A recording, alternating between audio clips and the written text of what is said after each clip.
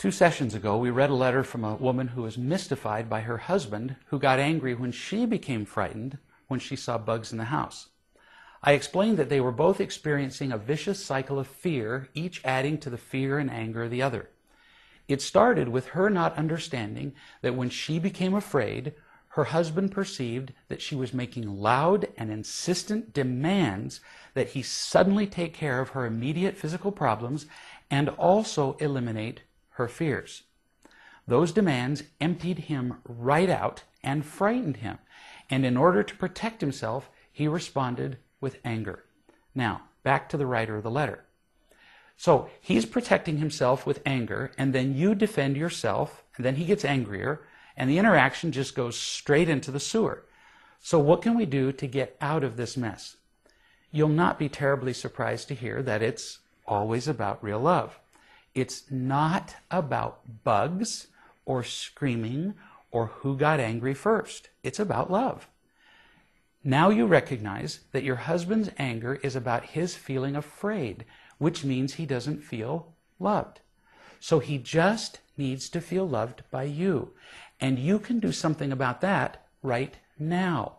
You can talk to him now, before the next bug event, and tell him several things. First, you can tell him that you recognize that your being afraid of bugs is an irrational fear.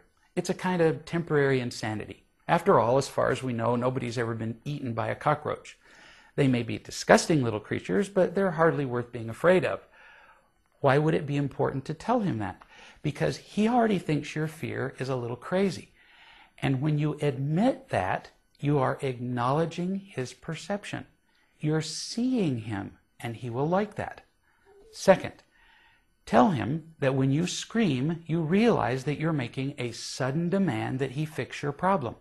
And because you're irrational at the time, you would very much appreciate anything he could do to address your problem. You wish you could make the request more sanely, but really, when you're nuts, you can't. When he knows that you know that you're making a demand, it will be easier for him to hear it. Third, tell him that what you really need is his reassurance that everything is all right. That's what you really want to get rid of your fear. A touch, a hug, a gentle word. Tell him that he's not obligated to do this, because he's really feeling obligated. But that's what would help you most in these situations. Now he won't feel quite so helpless, and that will diminish his fears. Fourth, thank him for loving you while you're insane.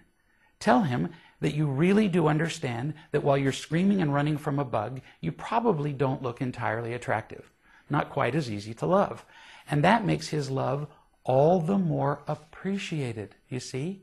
Now, what if you're already in the middle of a bug event and it's not going well because he's already telling you how irrational your fears are? Even then, it's not too late to do something. You can do a lot to eliminate the cycle of fears by not defending yourself. The moment you defend yourself, you separate yourself from him, and he won't feel loved. Simply acknowledge that your fears are crazy, and then there's nothing to defend. No fight to be had. We'll talk more about this in our next session.